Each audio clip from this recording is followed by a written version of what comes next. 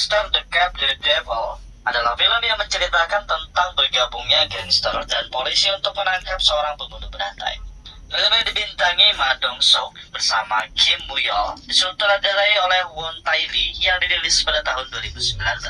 Berawal di sebuah mobil, terlihat orang misterius bernama Kang Kyung menabrak mobil seorang pria pemabuk. Tiba-tiba, Kang Kyung langsung menikamnya di mobil orang itu hingga tewas. Esok harinya, jalan raya terlihat macet. Polisi bernama Tae-suk bersama rekannya mendengar berita tentang pembunuhan tersebut. Karena kesal, Tae-suk mematikan radio dan sirena polisi. Di depan kasino, ia melihat beberapa penjaga. Tae-suk pergi dan memasuki kasino tersebut untuk menangkap orang di kasino itu. Di sisi lain, terlihat ketua gangster bernama Dong-so sedang berlatih. Kemudian tangan kanannya yang bernama Oh-seong memberitahu kalau Tae-suk datang kembali. Setelah bersiap menuju mobil, Dong-so menghubungi Ho-bong, atasan dari Tae-suk. Ia memberitahu kalau Tae-suk kembali mengganggu anak buahnya. Kembali ke Tae-suk, atasannya menghubungi, namun ia tidak mempedulikannya. Setelah itu, Tae-suk langsung pergi ke TKP kejadian pembunuhan. Ketika sampai, ia memutari mobil dan menemukan bekas tabrakan di sana. Ia memanggil rekannya bernama Seo-jin dan menunjukkan bekas tabrakan tersebut. Mereka menyimpulkan tabrakan itu yang menyebabkan pembunuhan. Berpindah ke Dong-so dan rekan bisnisnya bernama Sang-do. Mereka sedang membicarakan tentang kecelakaan Sang-do yang berusaha mengambil alih dari sebagian bisnis Dong-so. Sang-do terlihat santai seolah tak melakukan kesalahan. Oh-seong yang kesal langsung memaki Sang-do, dan Sang-do langsung menyiramnya. Dong-so berdiri dan memukul Oh-seong, kemudian mencabut gigi anak buah Sang-do dan menyuruh Sang-do meminum anggur dengan rendaman gigi tersebut. Sedangkan di ruang rapat, Ho-bong menyimpulkan kalau ini adalah kasus perampokan dan pembunuhan. Di sini Tae-suk tidak terima. Dia membenarkan kasus yang sama persis dengan pembunuhan tersebut. Namun, ketua Ho-bong tidak mempercayainya dan memarahi Tae-suk di sana. Karena kesal, Tae-suk langsung keluar dari ruangan tersebut. Berpindah ke Dong-so, ia memberitahu Oh-seong kalau ia ingin menyetir sendiri. Dan saat di jalan, tiba-tiba Kang Kyung menabrak mobilnya dari belakang. Dong-so keluar dan mengatakan kalau ia tidak mempermasalahkannya. Dan tiba-tiba Kang Kyung menusuknya dari belakang. Terjadi pertarungan di sana hingga Dong-so menerima beberapa tusukan. Sedangkan Kang Kyung mendapat satu tusukan di dekat bahu, namun ia berhasil kabur. Di sini, Dong-so masih belum mengetahui kalau pembunuh itu bernama Kang Kyung, karena pembunuhan itu masih menjadi misteri bagi polisi. Di sisi lain, terlihat Oh-seong bersama anak buahnya menyerang tempat Sang-do untuk merebut kekuasaan. Berpindah ke Kang Kyung, saat berhasil kabur, ia menjahit lukanya sendiri karena ditusuk Dong-so. Dan kembali ke Dong-so, ia berhasil selamat dari beberapa tusukan setelah dioperasi. Dan di sebuah tempat penampungan anjing, Kang Kyung kembali melakukan pembunuhan. Ia membunuh penjaga di sana. Esok harinya di rumah sakit, Oh-seong meyakini kalau yang menyerang Dong-so adalah Sang-do. Dan Dong-so mengatakan itu bukan Sang-do dan orangnya. Tiba-tiba, Tae-suk datang. Ia meminta keterangan tentang penyerangan tersebut. Dong-so tidak memberitahunya karena ia berniat menemukannya sendiri. Lanjut, Tae-suk mencari jejak lain di mobil Dong-so. Ia menemukan bekas tabrakan sama persis seperti 3 kasus pembunuhan sebelumnya. Dan kembali ke Dong-so, Sang-do menjenguknya. Ia meminta setengah kekuasaan dari Dong-so. Namun Dong-so hanya diam karena ia tahu pasti Sang-do hanya akan mengacaukannya. Di kantor, Tae-suk terus membujuk ketua Ho-bong. Ia memberitahu kalau Dong-so adalah korban penyerangan tadi malam yang masih hidup setelah dioperasi. Ini adalah kesempatan mereka untuk lebih dekat dengan pembunuh tersebut melewati Dong-so.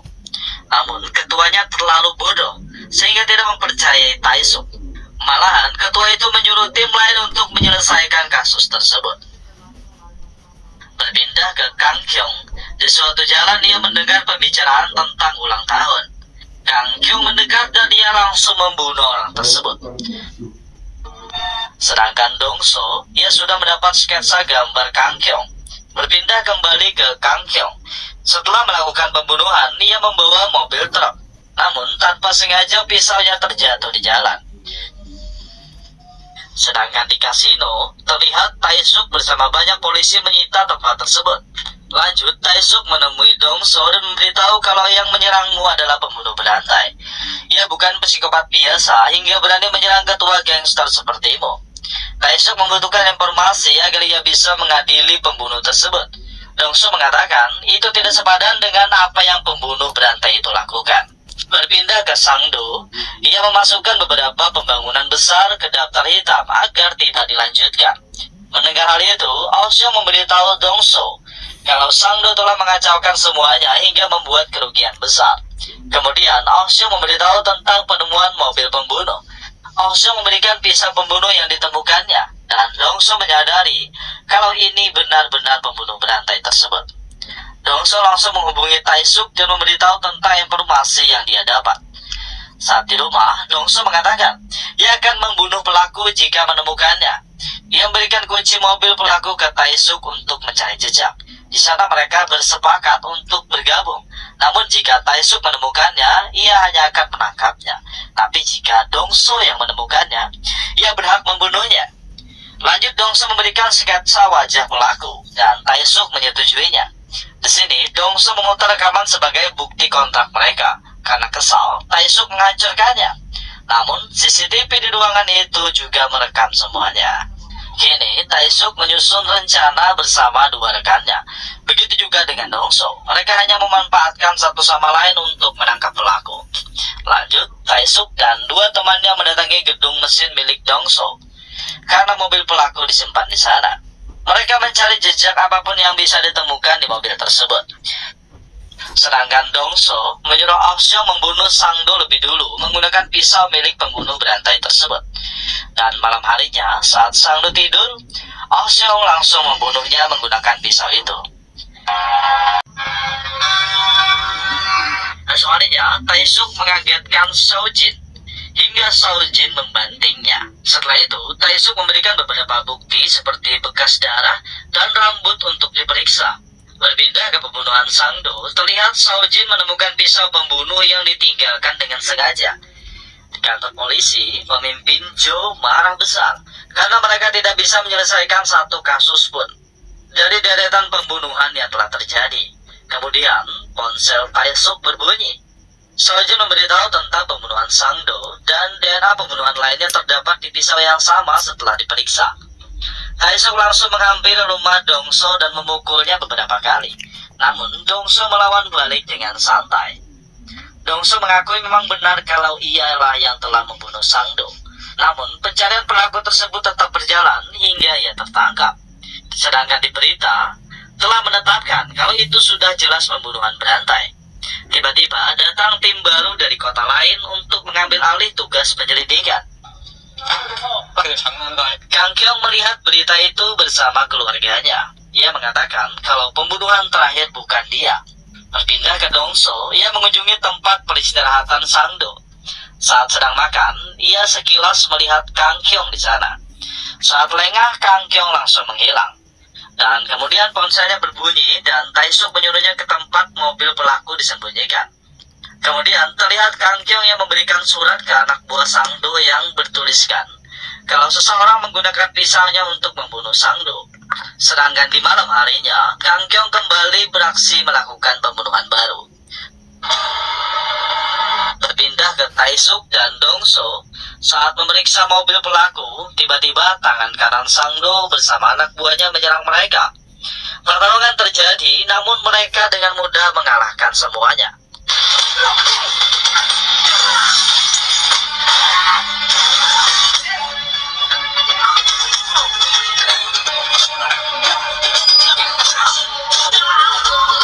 Di akhir pertarungan, tanpa sengaja Taesuk membunuh tangan kanan Sangdo. Di sana, Dongso menyuruh Taesuk pergi karena ia yang akan membereskan semuanya. Kembali ke Kang Kyong, ia pergi membawa mobil orang yang telah dibunuhnya agar kasus itu disebut perampokan. Sedangkan Dongso, ia dan anak buahnya mengubur semua anak buah Sangdo untuk menghilangkan jejak. Esok harinya, ketua melihat muka Taesuk babak belur. Ketua memberikannya kasus baru karena kasus pembunuhan sudah diambil alih. Dengan marah, Taesuk mengatakan, dari awal ia sudah mengatakan kalau itu adalah kasus pembunuhan berantai. Jika ketuanya tidak bodoh dan percaya, kasus itu tidak akan diambil alih polisi lain. Lanjut, Taesuk bersama dua temannya menghampiri istri korban pembunuhan Kang Kyung. Wanita itu menghubungi Kang Kyung, menawarkan uang tebusan untuk suaminya. Kang Kyung mengajaknya bertemu di sebuah tempat makan. Kemudian wanita itu memasuki kedai dan penjaga kedai mengambil tasnya. Sedangkan Taesuk bersembunyi di atas gedung sambil mengawasi. Dan tiba-tiba ia melihat Kang Kyung sedang mengawasinya. Taesuk memberitahu dua temannya sambil mengejar Kang Kyung. Namun Kang Kyung berhasil kabur.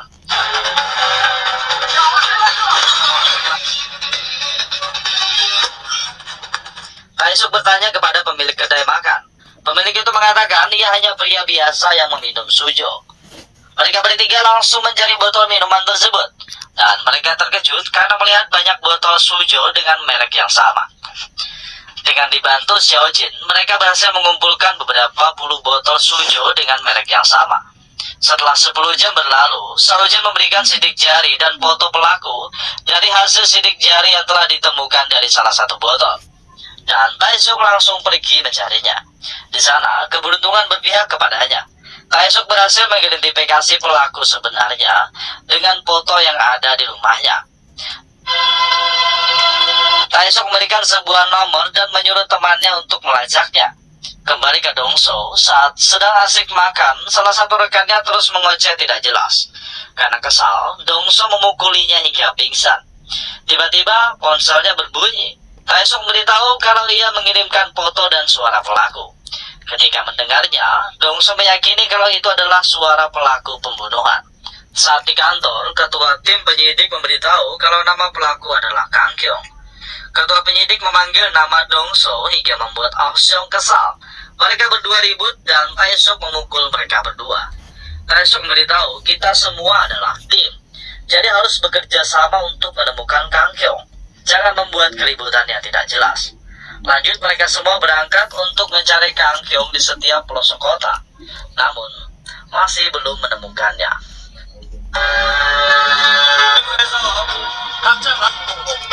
Berpindah ke Dongso, saat di jalan dia melihat anak sekolah yang basah karena hujan. Ia memberikan payungnya. Tiba-tiba, Taesuk datang dan mengatakan kalau Dongso adalah gangster. Namun anak sekolah itu mengatakan Taesuk lebih mirip gangster daripada Dongso. Dongso hanya tertawa mendengarnya, dan anak sekolah itu langsung menaiki bus. Tanpa mereka ketahui, Kang Kyung berada di bus tersebut. Malam harinya, saat Taesuk, Dongso, dan yang lainnya sedang makan bersama, tiba-tiba Dongso melihat berita pembunuhan baru. Dan yang terbunuh itu adalah anak sekolah yang telah ia berikan payung. Dengan segera, mereka semua langsung berangkat mencari Kang Kyung. Setelah lama mencari tidak menemukannya, Ah Seong memberitahu untuk mengirim 3 orang saja, karena Kang Kyung sudah mengetahui kalau ia sedang diburu. Di sana, Taesuk bersiap dengan mobilnya. Begitu juga Dongso, mereka bersiap di mobilnya. Saat melihat Kang Kyung lewat, ia menyadari sedang diawasi. Kang Kyung langsung tancap gas dengan mobilnya. Dongso sempat menabraknya, namun dia terus kabur hingga mobilnya terkepung.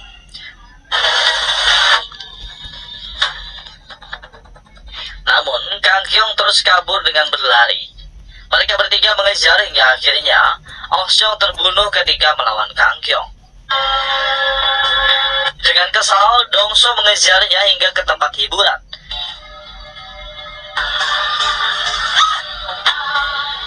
Di sana, Dongso berhasil mendobrak pintu hingga menghajar Kang Kyung sampai sekarang.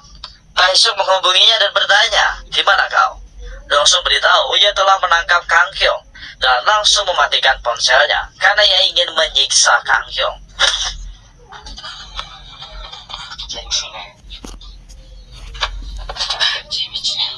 Setelah selesai menyiksanya, Dongso ingin membunuhnya. Namun, Taesuk datang dan menabrak Dongso hingga pingsan. Lanjut, Taesuk membawanya ke kantor polisi untuk dipenjarakan sambil menunggu pengadilan menghukumnya. Esok harinya, Dongso melihat berita kalau kasino miliknya telah disita oleh polisi. Sedangkan Taesuk dan pengacaranya bergantian menginterogasi Kang Kyung. Namun mereka kebingungan untuk menghukumnya karena bukti-bukti mereka tidak kuat.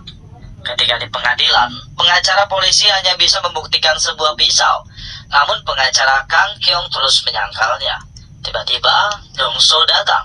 Ternyata, sebelum pengadilan berlangsung, Taesuk menemui Dongso dan memohon agar Dongso bisa membalaskan dendam Oh Seong dengan menyerahkan dirinya. Sehingga Dongso bersedia menjadi saksi tentang kejahatan Kang Kyung. Ia juga memiliki banyak bukti seperti tusukan di tubuhnya dan surat tulisan yang diberikan Kang Kyung kepada anak buah Sangdo. Juga luka tusuk di bahu kiri Kang Kyung saat ia bertarung dengan Dongso. Dengan semua bukti tersebut, sehingga Kang Kyung dijatuhi hukuman mati. Di sana, Dongso juga ditangkap karena melakukan kejahatan tentang mesin kasino ilegal. Setelah kejadian itu, Taesuk dan beberapa polisi lainnya naik jabatan karena telah berhasil mengungkap kasus pembunuhan berantai. Sedangkan Dongso, ia dibawa ke penjara yang sama tempat Kang Kyung dihukum. Di sini, sebenarnya ia sudah merencanakan itu semua dengan Taesuk untuk memasukkannya di penjara yang sama dengan Kang Kyung. Ketika Kang Kyung sedang mandi, Dongso menghampirinya dengan tali di tangannya. Dongso mengatakan permainan yang sangat menyenangkan, tapi permainan sudah usai.